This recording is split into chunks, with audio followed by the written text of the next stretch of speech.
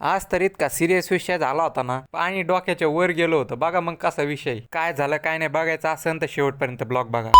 तर कसे आहे माझ्या लाडक्या भावांनो आणि लाडक्या भावांनो, स्वागत आहे तुमच्या माझ्या एक नवीन मिनी ब्लॉग मध्ये. आज वाघाला सकाळ सकाळ टेन्शन आलं कारण वाघाचं संपलं होतं कोलगेट घेतला ना. मग तुमच्या भावाने एक्सप्रेस आता स्टोऱ्या बिऱ्या काय टाकू नका, मी काय जास्त फ्लेक्स मारत नाही. वाघ आणि वाघाच्या भावाकडे काय गाडी नाही त्यामुळे वाघ पायपाच फिरत असते. आम्ही चाललो होतो रिडिंगला, काही झालं तरी वाघाचं ग्राउंड नाही बुडलं पाहिजे त्यामुळे आवरून बिवरून निघालो होतो ग्राउंडला. आता जाता आपला शेकर भरून घेतला. काय पोरं म्हणतात ग्राउंडला जायचं पण टाइम नाही भाई, टाइम काढावा लागतो ग्राउंडला. शांत राहून असं साम्राज्य बांधवायचं की लोक फक्त पाहतच बसले पाहिजे. गाडी नसल्यावर सायकलीवर ग्राउंडला येतो भाई, पण ग्राउंड बुडत नाही मी कधी. ज्या दिवशी तुझं ग्राउंड बुडणार त्याच्या दुसऱ्या दिवशी तुझं मेंटॅलिटी चेंज होणार आणि तू दुसऱ्या दिवशी ग्राउंडला नाही जाणार. रूमवर आल्यावर ह्यो भाऊ तो वेगळाच किस्सा करत होता. त्यात आपल्या अथर्व भाऊचा वेगळाच किस्सा आहे. अथर्व भाऊचं रोजचं एकच रडगाड नाही बघा, किती टेन्शन म्हणजे इतकं सिरियस मॅटर आहे ना की बास. आज शेवटी आम्ही ते विषय टोकाला नेलाच. या दोघांचा सिरियस मॅटर बघून मला इतका हसू येत होतं ना की बास, एवढे खतरनाक लोक आहे.